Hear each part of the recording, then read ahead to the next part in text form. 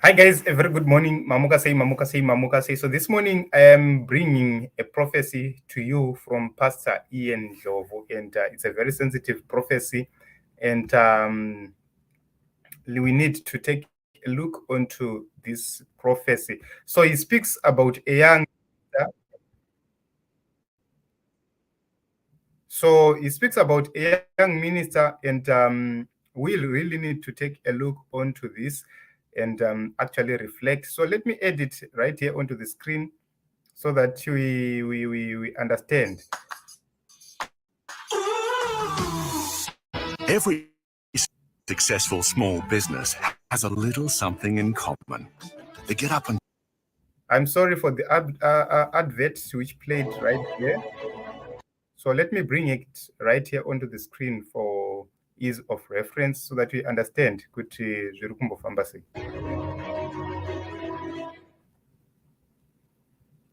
And then there is a certain young man that I started to talk about when I was still at Nketa, when we were still at Nketa High School, who has been progressively,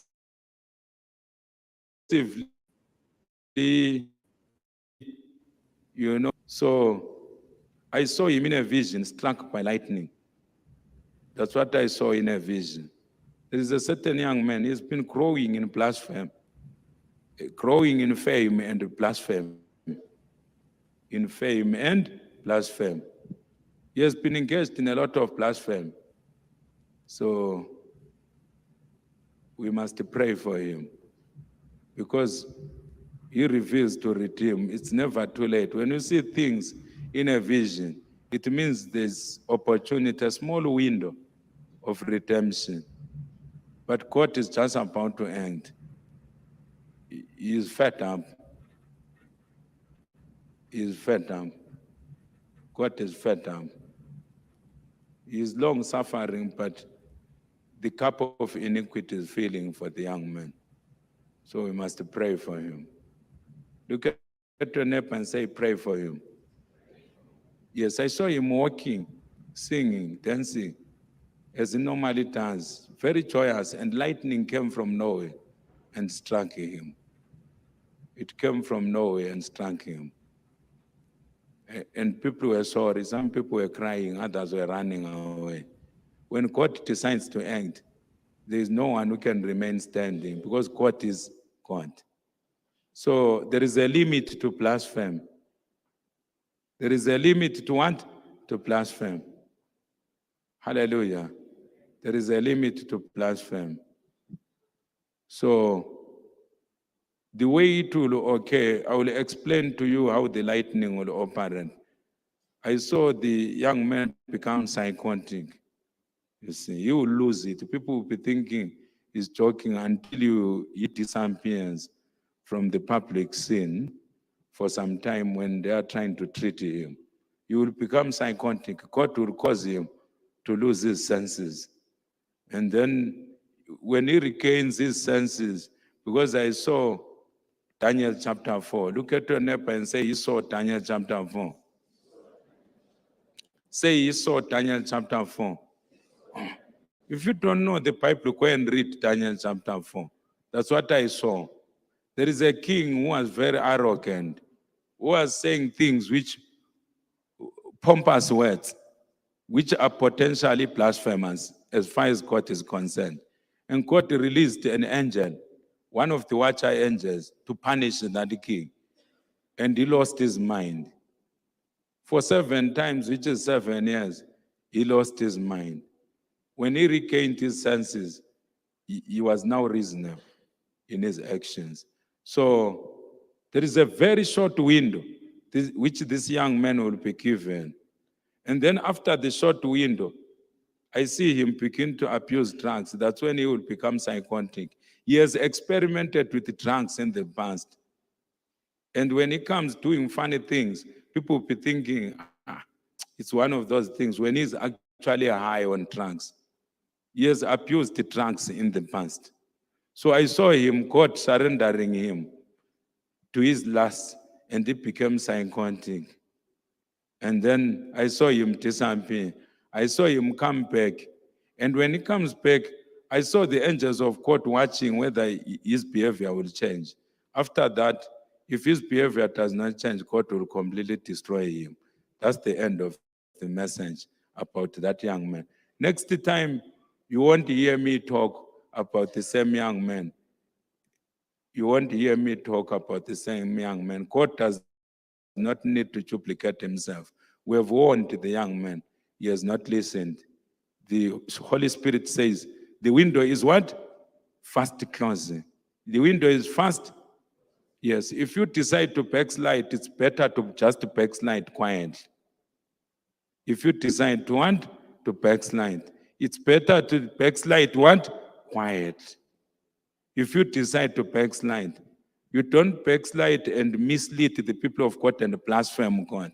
You will be playing with fire. Because our court is a what? Is a consuming fire.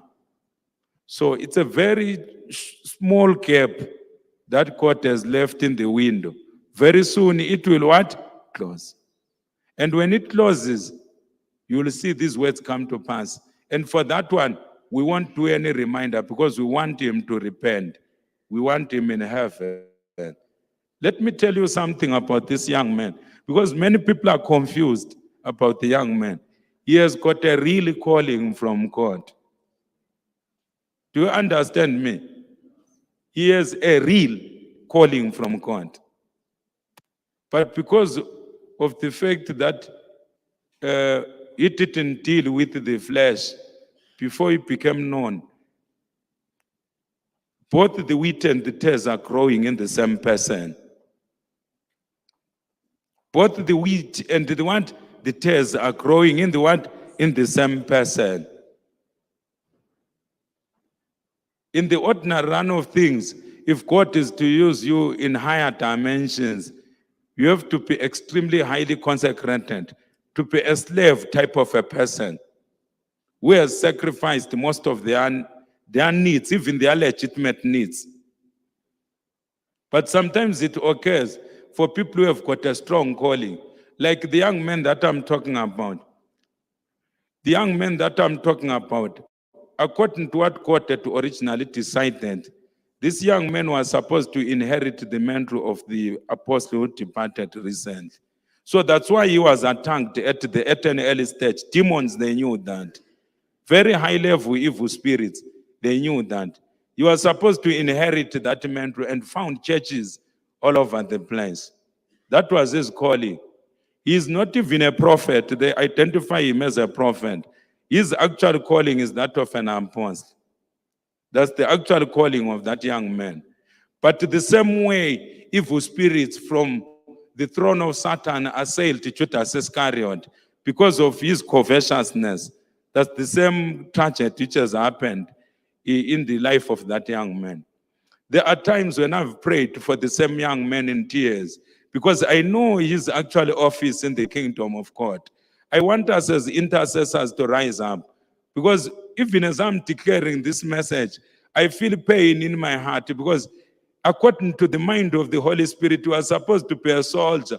You are supposed to inherit the mantle that this man dropped.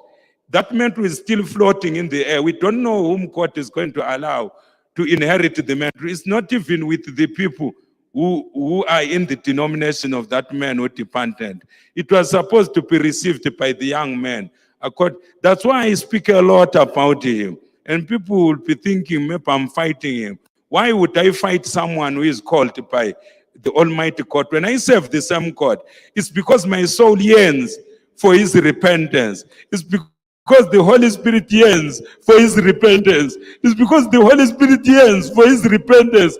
Why should God destroy someone that Jesus Christ died for?